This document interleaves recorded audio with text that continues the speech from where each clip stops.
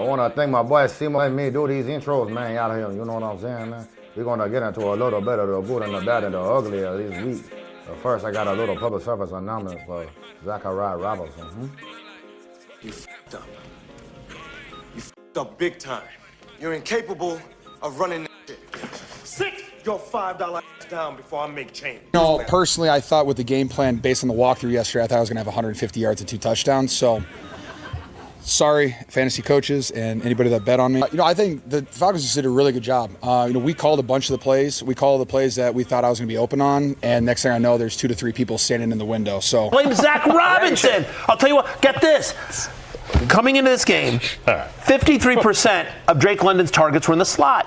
Easy receptions. Let's get him in the slot. Let's get him moving. Let's create a mismatch. But in this game, of his 10 targets, only 2 came in the slot. I gotta hop into the Bird Bath. What's going on, family? It's your boy Simo the C Mitchell checking in with another weekly Falcons Bird Bath by Play Game Official.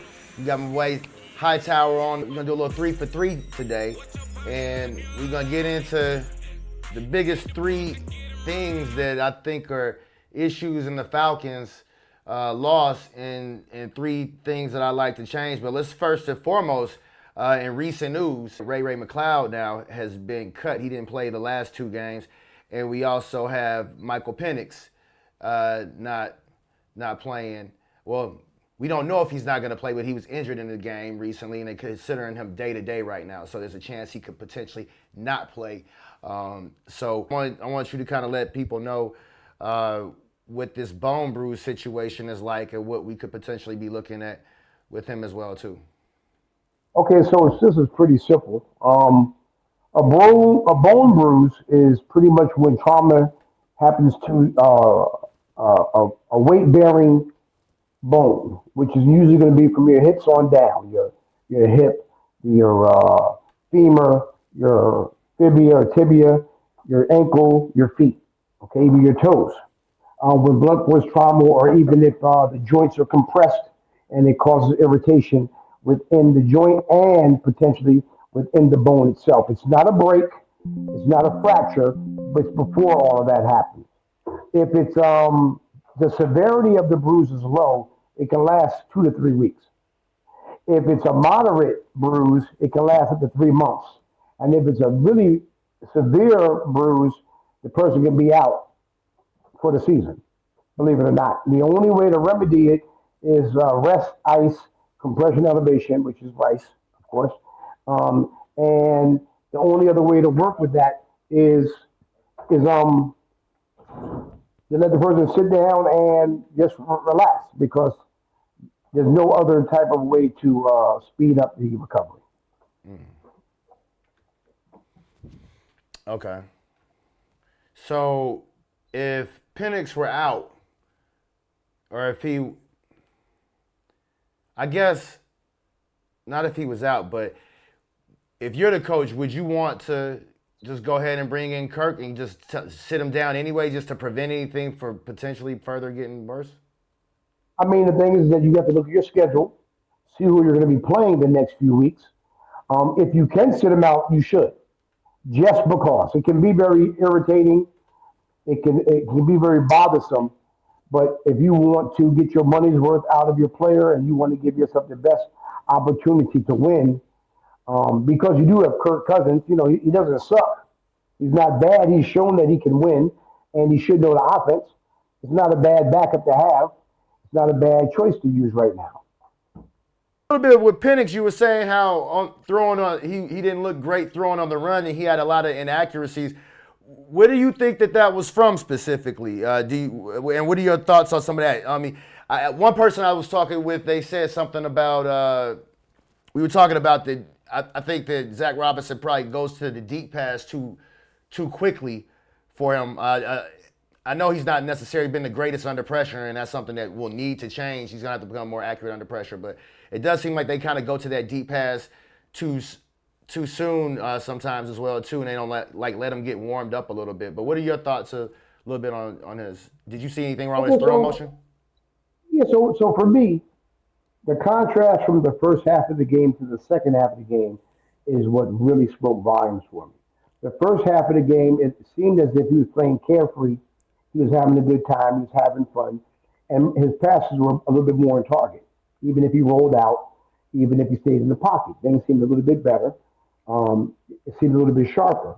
The second half of the game, I noticed that he didn't seem to be as accurate. And when he rolled out or he had to run and pass, most of them were very off target. I mean, even little dump offs, you were like, whoa, he led that guy a little bit too much. That seemed like an easy play. But I'm curious to whether or not there were any other things physically bothering him prior to that in regards to during the second half of the game. I'm really wondering, and especially for him to have an injury later on, it could have been something just as simple as he had a few little nagging things, little things that were bothering him physically, and then the bigger injury happened later. But it just seemed like two different players from the first half to the second half.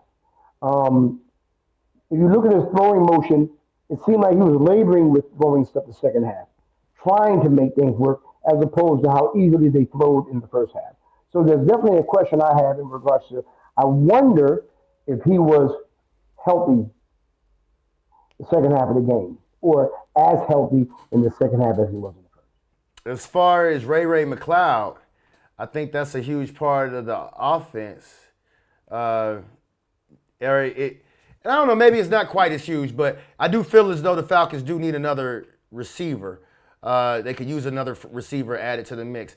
While we've had Mooney back, he hasn't, been the old Mooney. He seems like he's been dealing with his injury a little bit as well, too. Recently, Tyler Lockett was released from the Tennessee Titans. Wouldn't be bad. Say again? So that wouldn't be a bad choice. I mean, the thing is, he's a veteran. He knows how to win. He's been in pressure situations. You know what I'm saying? He knows what goes on to be a winning team. He knows what it takes. He knows how to run routes. He knows how to read defenses, go to soft areas. He knows he can make hard catches, easy catches, whatever. That's not a bad pickup. And he probably won't be that expensive. I mean, I'm assuming that he has to be released from the Titans because the team isn't necessarily doing very well, and they don't seem to be using him very much and incorporate him into the offense. And I'm wondering, is that because he just doesn't have anything in the tank left? Has he lost a step or two? I mean, even if he has lost a step or two, he's not going to hurt the Falcons at all. How about that? He's not going to hurt to have him. Yeah, it's true. I don't think it would hurt. I mean, definitely could use another receiver. He's probably got better hands and a better route runner than some of the other options that we would have on the team, aside from that. So, and again, this might just open up another roster spot as well, too. So, well, we're going to get into a little bit of the three biggest reasons why the Falcons lost this week. And I think first and foremost, it's Zach Robinson with first, off top, abandoning the run and some of his situational play calling. But we'll get into that a little bit, the situational play calling. But as far as the run game, of the first 15 plays, 4 of them were runs. Then of the first 25 plays going through the beginning of the second quarter, 7 of those were run plays. So that's at an average percentage of around, 26, 25%. And that just ain't going to cut it, humbly, in my humble opinion. Now, of all those runs, Bijan was 6 of 18 on those first 7 runs. And Algier was the other guy for 3 yards on that. My thoughts are that running backs get stronger as the game goes on and all of that. Some people say that they shut the run down, but I gave those stats to kind of say, hey, they didn't try the run enough in that game early on. It seems like they get away from it too soon. Okay, so technically speaking, if you look at what San Fran was bringing, of course, as you know, Warner was out. He's out for injury, so that's your top linebacker. One of the best ways to keep your middle linebackers at home so that they're not all over the place and you can have a good idea of where they're going to be is by running the ball. The first thing that I would think that a coach would do, offensive coordinator would be to make sure or to test the linebackers that are there and work them to the point where they don't even try to go out into coverage, that they stay at home because they're worried about the run. And that means you need to run the ball. They could have done more power running during the course of the game. I think that would have kept people at home. It would have opened the passing game more. But the thing is that it keeps pressure on the linebackers, and that's what you want. You don't want them to get to the point where they feel like they can do whatever they want, and they're running around freely making tackles. You want them to always kind of stay flat-footed and to stay at home trying to make plays in the middle. And that's not what happened. They actually abandoned the running game to a degree much sooner than they should have. Yeah, it seems like it just has a totally different feel and mentality for the team when you get out there and you run the ball more, and it also feels as though this would help Penix out a lot more. If you can keep the middle linebackers at home, what happens is that you have more throwing lanes, medium throwing range passes and opportunities than you would if you let them drop in the coverage. So the average play that they run through Atlanta is medium to long range. They like to go to the flats also, but with Bijan being so productive, it opens the door to the tight end doing slants, receivers doing slants, pulls back in your linebackers, and then you can open up your offense and take advantage of the middle of the field and the medium range passes. But if you don't do that, if you don't show that you're going to run the ball a lot, you actually make it so that it's harder for the quarterback to really know what he's going to do when he comes to the line and have an idea of what's going to work without ad-libbing. You feel as though that's making him a lot more nervous as well, too? Well, I mean, I don't know if it's going to deal with his confidence. I think that it just puts pressure on him to make harder throws. His throws have to go over the heads of defensive ends. It has to go over the heads of the cornerbacks. The lanes aren't going to be as wide open. With the situational football, there's a little bit with Zach Robinson. Of course, third and short, some of those scenarios, I'd like to see a little bit more power running from him. But then also on defense, we had 10 men on the field in a key situation, and that put us at a disadvantage. Things like that, of course, is a coaching error, right? What, the people on the field? Yeah. I mean, it's a player error. You're not paying attention what's next, but it could be the coach not letting you know from the sideline and the people that are on the sideline waiting to go in what the next play is going to be, maybe making your decision on what the play is going to be late into the clock, a last-minute change, and everybody doesn't hear it. So it's a combination, 50-50. But it's going to be more on the coach, because if that's his plan, the player should know about it. You got to run out to the huddle to play. So right. If I'm not out there or I didn't come off the field, I probably found out about the play late. Do you think that we'll see more dedication to the run moving forward? And do you think that we'll see better situational football? Do you think that we'll see more power running moving forward? Do you think that this is something we're going to get corrected? Well, I'll tell you what, with Penix having a potential injury, you're going to have to. Okay? Just to let you know, they're going to have to rely on the run more, because it takes you out of your normally planned or your vision for what you want for your team when your starting quarterback is out. Even though Kirk Cousins has been in that situation before, the plan revolves around Penix. The average team looks at the quarterback as being the foundation of your offense. And where he goes, that's where the team's supposed to go on offense. If your starting quarterback isn't in there, well, now we're looking at a lack of prosperity potentially in your offense, because your main object, your main choice, your main support system, your main manufacturer of positivity or positive offense is now not in. So what's the next best thing? When you can, if you can run it. And they have two running backs that can run the ball. And we both know that, Algier and Bijan. So my thing is, use what you have until you develop something else. Why do you think that these coaches just, real quick, why do you think some of these coaches get away from the run and they get so pass happy? Okay, so I'm going to give you my real answer. I'm going to give you, money. In many cases, the long ball brings in more money. The long ball is exciting. The long ball is the way of the NFL and has been for the past 8 years. Okay, especially when you're not like the Giants and the Cowboys and all those guys from those conference where it's grinded out football. People want to see things that are exciting. They want to bring in ticket sales. So long ball does cause a lot more excitement. Now, they get away from it also because maybe they know something that we don't know. Maybe they're guards, maybe they're tackles, maybe they're not as apt to give up the job or do the job of blocking the way they could. Maybe there's a weakness there. But definitively speaking, you definitely need the running game. And it's not because I was a running back. The running game is vital to the passing game. So you need both. It's real interesting because this team, it was basically built on offense by Arthur Smith. And I feel like Zach Robinson's philosophy potentially is kind of clashing with that. Now, it's ironic to me that him coming from McVay, he doesn't run the ball nearly as much as McVay did.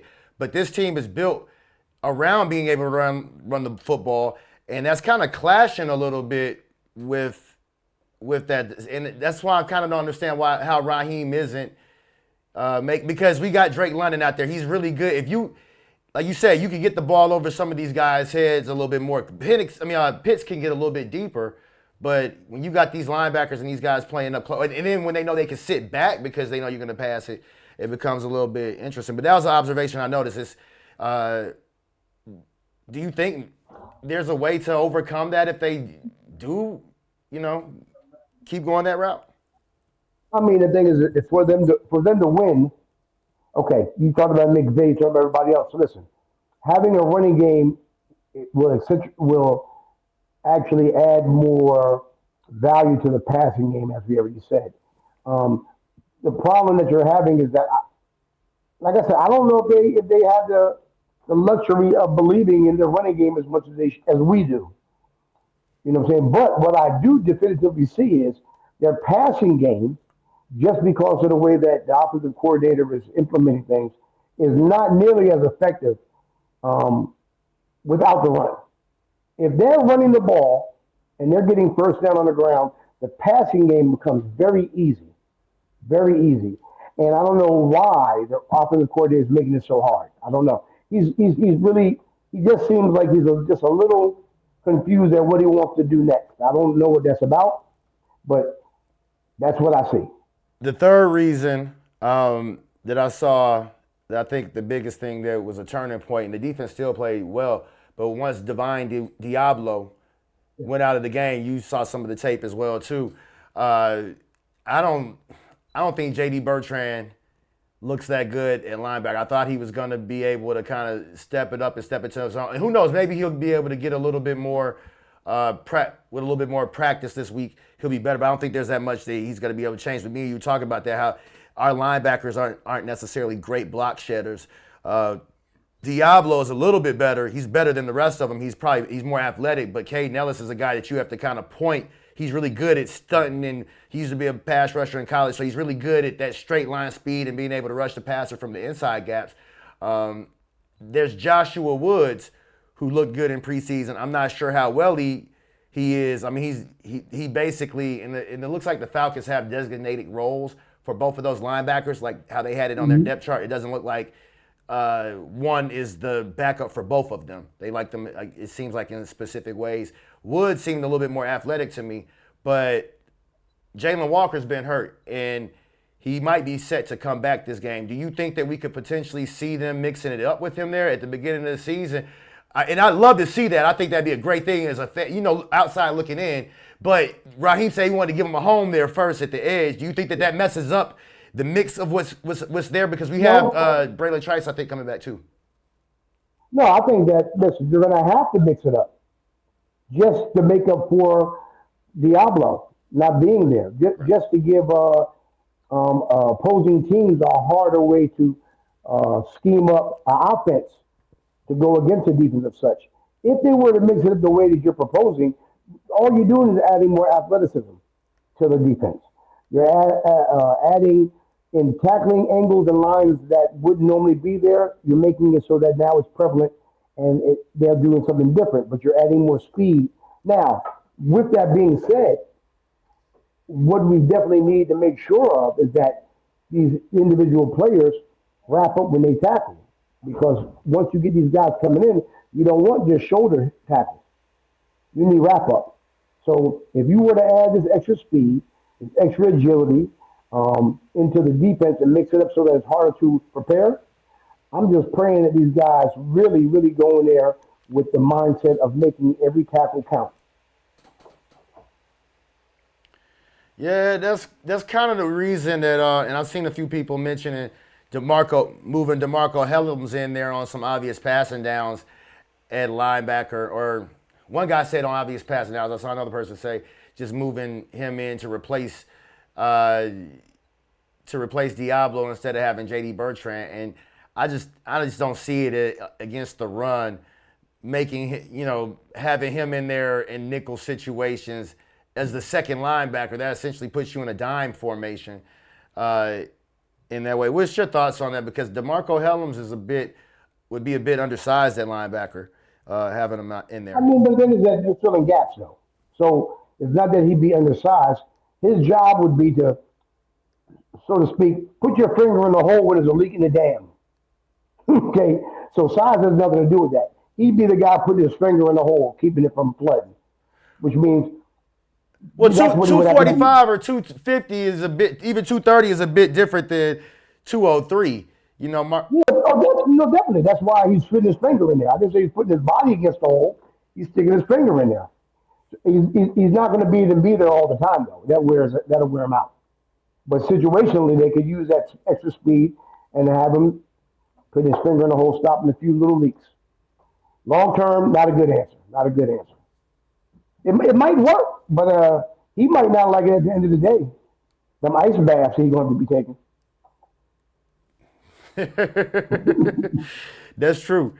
Moving on, we got the Dolphins coming up this week, and Dolphins aren't really good against the run. Their offense isn't necessarily that great. Do you think that? I mean, you think this is a get right game, or you think this is a trap game? No, I'm going to tell you what. Let me just, first of all, you got to remember, my man Tua, he leads the league in multi-interception games the past 3 years. He leads the league in multiple thrown interceptions. So, as we spoke about a few weeks ago, I believe that the Falcons are due for a bunch of interceptions. So that works in their favor, I think. Two is they should definitely be able to run the ball against Miami. Even though they have low pass production, also they haven't been getting much out of Tua in regards to high volume numbers and receptions. The Dolphins are still scoring about 21 points a game, so Atlanta has to score points to beat them. It's just that I don't see there being a problem with them beating them as long as they're able to score the points that they need to score. On average, like I said, I think that 21.2, 21.7 points a game, almost on average, even though they're losing. So their defense isn't much. And that's really, I don't really see it being a problem. I don't see it being a problem. I don't think it's one of those games that I'm worried about them losing. But, of course, it is the NFL. Anybody can lose on any Sunday, Thursday, or Monday. So I pray that it's not Atlanta. I think that this should be a bounce-back game. I think that it shouldn't be a problem for them, but it's an opportunity for the coaches, for the staff to get a few things that have been going kind of wrong, make it right, and not live off the Bills' win week to week. Yeah, it's going to be really interesting, especially with Divine Achane with Miami's offense. He's one of the biggest key components that actually is working well on there. I don't think he's necessarily great with their rushing attempts, but he's out of the backfield a lot. He's good. He's good. See, the thing is, like I said, he can run. Like I said, if Atlanta can score over 21 points, they should win this game. Even if Dolphins give them a hard time, they have to score over 21 points. They have to score over 21 points. Just because the numbers show it. If they don't allow the Dolphins to score 21 points, good for them. But Atlanta has to be prepared to go for at least 28 points in this game. They got to push. They have to push the ball into the end zone. And if they do that, Bijan should be very productive. Pitts should be productive. Penix should have a decent game. I'm not saying he's going to go for 400 yards, but I think he should go for 190, 225 if he does it right. I really do. So that's where we're at.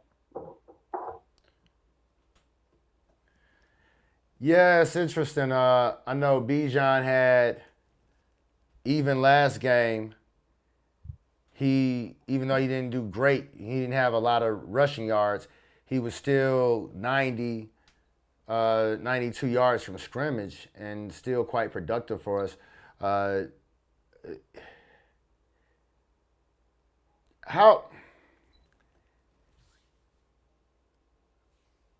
How much more effective do you think it is making sure that how much more important is it to get him the ball in that, well, we've already talked about that with the running game, having him with it.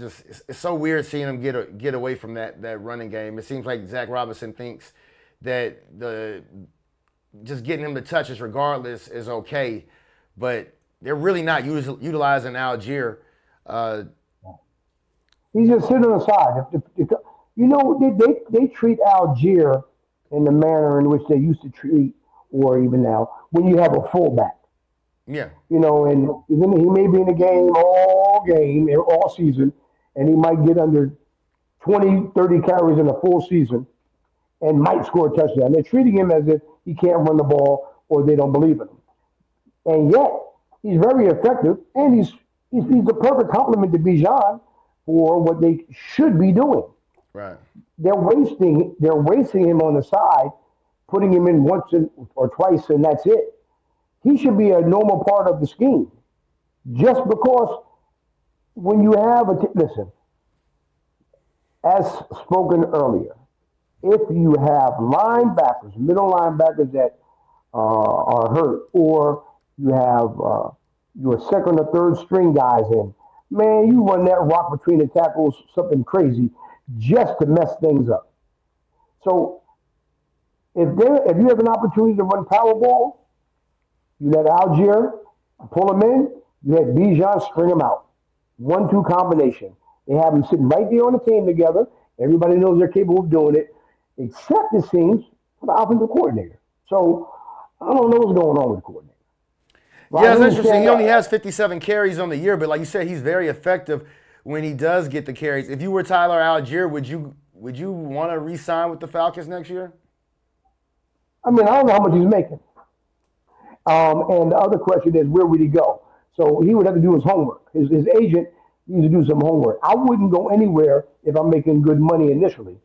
But you have to look around the league and think about where could I go where they would use me properly. Because right now, most teams have decent first and second string running backs. I was thinking that too. I mean, they're not all superstars, but for the most part, they're doing their jobs and they're being used. You got to remember, this is a league in which you don't have premier running backs where they just get 30 carries by themselves a game.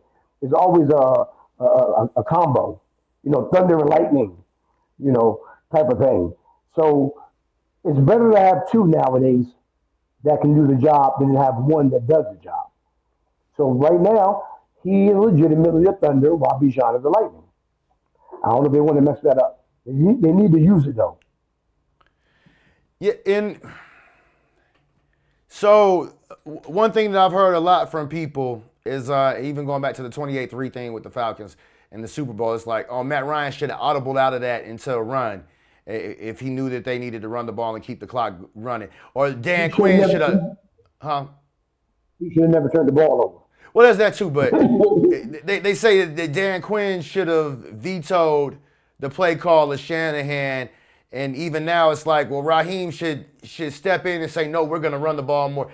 How does that play out? If you're the head coach, are you alienating? Because I always tell people, I'm like, as a professional, you have to allow these guys to coach and do what they're doing, or else you might lose the team. And of course, if you veto something that doesn't work out, now it's on you as well too. But I mean, do you think there comes a time where Raheem needs to just step in and say, hey, no, we're going to do this, or Do you think that maybe he's even complicit with doing that as well too? If it's ultimately, It's according to the power that the organization has given the head coach. Some owners have head coaches and assistant coaches, but they don't want certain decisions to be made by the head coach.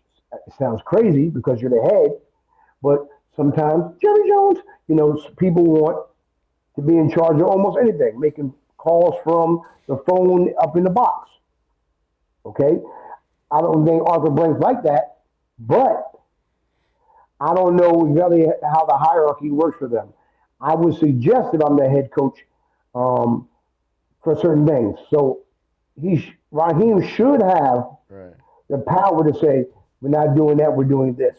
But I don't know how they're working down there, but definitely there's a few things that I think Raheem should interject. Now, mind you, I don't know, maybe he is and they're not listening. Maybe he is and they got something on him. Maybe he is and it's just not working. I don't know. But things are questionable. Could you see a scenario where Raheem fires Zach Robinson this year the way that they did with Jimmy Lake last year? Do you think it's even that egregious? I think it happens. I don't think it's going to be Raheem that fires him, though. I think that it would be the ownership that would fire him, more so than Raheem. In many cases, when you have, let's just say the coaches get along with each other, they don't really want anybody to be fired because everybody's on the same page, quote unquote, in ideas and in schemes. Whether it's working or not is a different story. Do I think the potential is there for the offensive coordinator to potentially be fired? Yes, I do believe it's there. Do I believe that it could be the head coach? Well, nowadays, yes, even though I don't like it. I think that people are hired and fired too quickly. You're not giving people a chance to develop, but that's the way of professional sports now, especially in football. It's about what can you do for me now as opposed to what can we do later.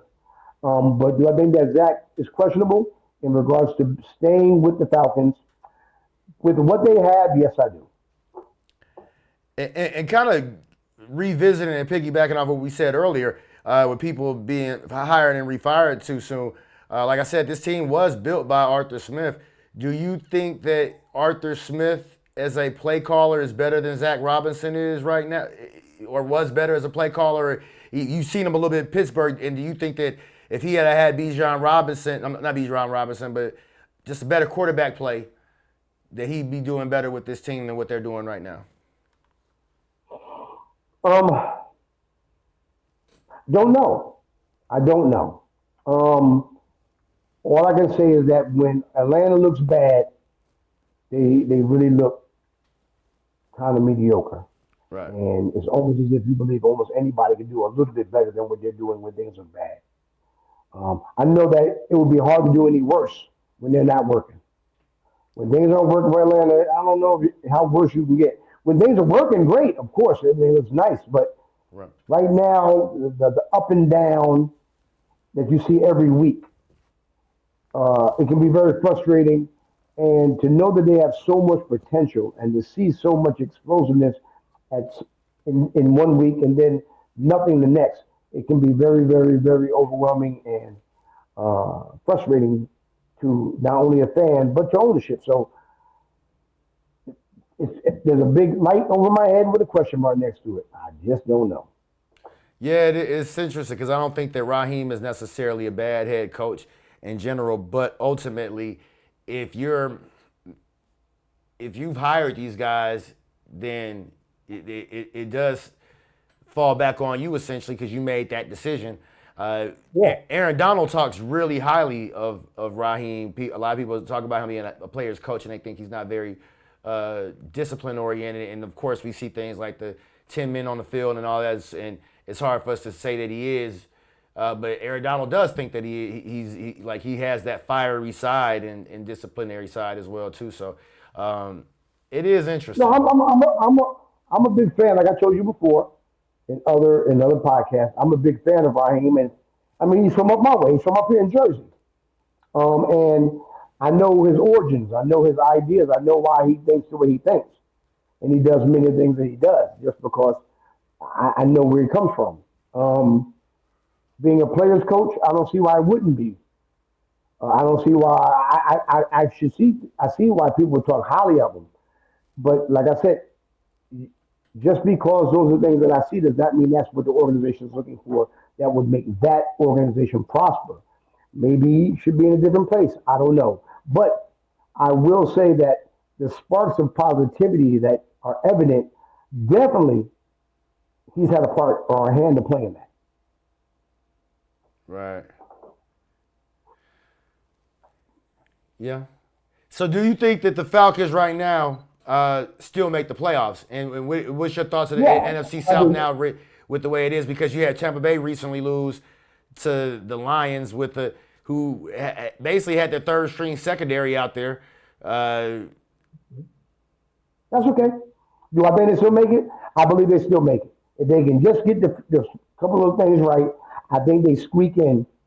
If they can just get it together, I still believe that they can make it in. Yeah, because Panthers are right now second in the division. They're 4-3. Falcons only 3-3. Of course, they play less games, but yeah. But the thing you got to remember also, it's not as if you only have one dominant team in that anyway, in regards to record wise. So everybody else is still trying to get table scraps. So it's going to be a rough road because nobody's really winning big other than Tampa Bay. Okay, even record-wise. Right. I am wondering a little bit if these injuries are going to be too much for them to overcome. The last couple of games they haven't. They weren't able to score as much this game. Mike, okay, you still got you're not even halfway done.